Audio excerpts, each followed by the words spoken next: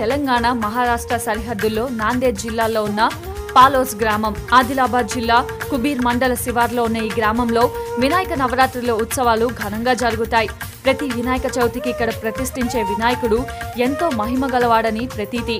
కోరిన కోర్కెలు తీర్చే సత్య వినాయకునిగా పేరున్న ఈ లంబోదరుణ్ణి 64 ఏళ్ల క్రితం వినాయక చవితి కోసం తయారు చేసి పూజలు నిర్వహించారు. కానీ నిమజ్జనం చేయలేదు.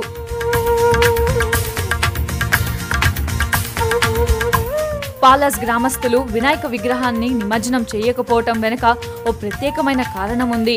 స్వాతంత్రం వచ్చిన తరువాత ఏడాది పాలాజ్ గ్రామంలో కలరా మహమ్మారి సోకి చాలా మందిని బలి తీసుకుంది.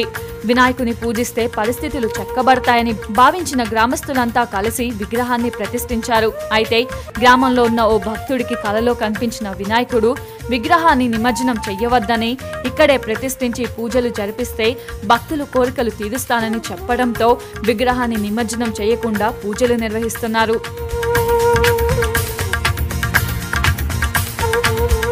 కోరికలు తీర్చే దైవంగా ప్రసిద్ధి చెందడంతో ప్రతి ఏటా వినాయక నవరాత్రుల్లో ప్రతిరోజు అటు తెలంగాణ ఇటు మహారాష్ట్రాల నుంచే కాకుండా ఇతర రాష్ట్రాల నుంచి కూడా భక్తులు పెద్ద ఎత్తున స్వామివారిని దర్శించుకుంటున్నారు. ఈసారి కూడా పెద్ద ఎత్తున తరలి వస్తున్న భక్తుల సౌకర్యం కోసం అధికారులు అన్ని రకాల ఏర్పాట్లు చేశారు. సీసీ కెమెరాలు ఏర్పాటు చేసి కంట్రోల్ రూమ్ నుంచి సమీక్షిస్తున్నారు. కరీంనగర్ డిస్ట్రిక్ట్ జగిత్యాల నుంచి వచ్చామండి.